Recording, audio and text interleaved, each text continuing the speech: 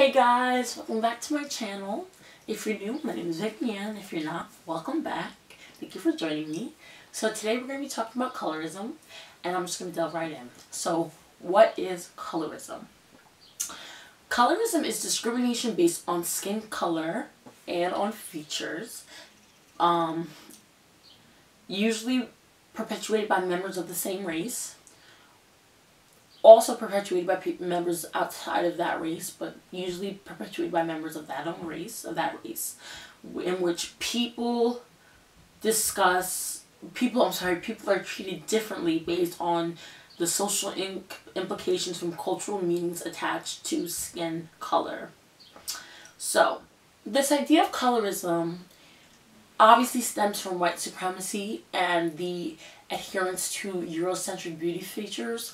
White supremacy and racism is always going to teach that whiteness is best, that Eurocentric features are the best, that whiteness is beautiful, that the closer you are to whiteness, the more attractive you are. Now, how is it perpetuated in the black community? So it started around from 1900 to about 1950. The paper bag test was essentially a method where people held up a brown paper bag next to a black person's face, and if they were darker than the paper bag, they were denied entrance into clubs, fraternities, churches even, and if you were lighter, you were allowed entrance. This reinforced the white supremacist notion that to be lighter is to be more beautiful, to be more accepted. Now that's translated in 100 different ways. This idea that the lighter you are, the smarter you are. The lighter you are, the more feminine you are. The lighter you are, the less aggressive you are. The lighter you are, the more, like I said, beautiful you are. And that in turn is the same for darker skin, or is the opposite for darker skinned people. So the darker you are, you're seen as manly, aggressive, stupid, ghetto, and all these negative stereotypes attached to whiteness. Now, colorism is basically how white people and white supremacy have gotten black people to not only subscribe to white supremacy, a form of white supremacy, but to also create infighting within our own race. Now, who perpetuates colorism in the black community? I would say from my personal experience that a lot of colorism is perpetuated by black men, specifically dark-skinned black men.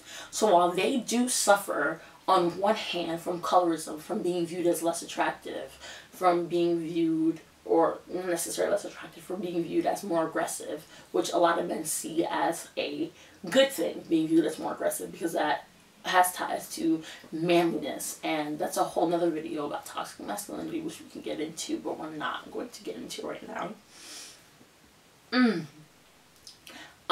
Stupider, they're perceived as less intelligent because of their dark skin. Black men also, in their eyes, benefit from colorism through fetishization. So fetishization, let's get the exact definition because I don't want. So fetishization is to make something the object of a sexual fetish.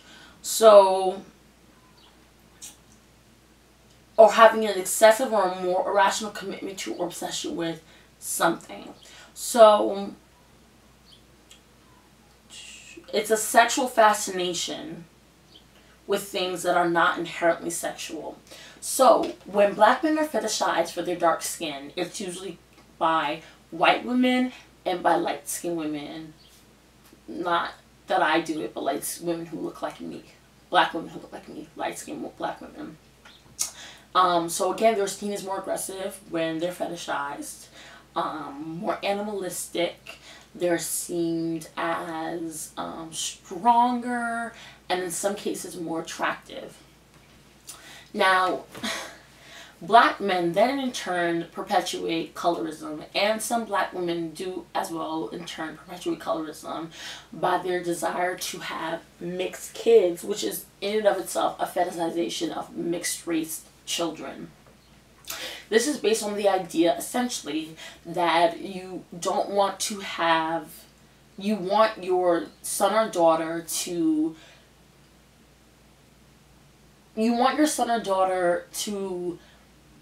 have the physical appearance of someone you would date. So a lot of people date, a lot of colorists date, specifically colorists, a lot of colorists date to have children that look a certain way. So they want children with lighter eyes. They want children with looser curls. They want children with lighter skin. Black men and black women, a lot of them have an obsession with reproducing and having a offspring that is as far away from their appearance as possible. Now, in my personal opinion, this comes from self-hatred and internalized racism. This idea that you don't want a black child. Now, of course, some of it is self-preservation. You don't want your child to go through the extent of what you went through when it comes to racism. But on the other hand, it's weird to want to breed out blackness. Now, colorism plays differently when it comes to men and women, black men and black women. It specifically affects women in the way that we as the black community tend to want our women to look mixed, as mixed as possible. We want our women to be lighter. We want our women to have light eyes, loose curls, and an exotic look, while we want our men to be darker, more manly, more aggressive. Now, obviously, I'm a light-skinned black woman. I benefit directly from colorism. When I walk into a room, I'm perceived as more intelligent because I'm lighter skinned. When I walk into a room, I am, and this is combined with pretty privilege, I am perceived as more beautiful because I am light skinned. There are spaces that I will never be able to enter into because I am black, and there are spaces that I will only be able to enter into because I'm a light-skinned woman. This is exemplified when you see there have been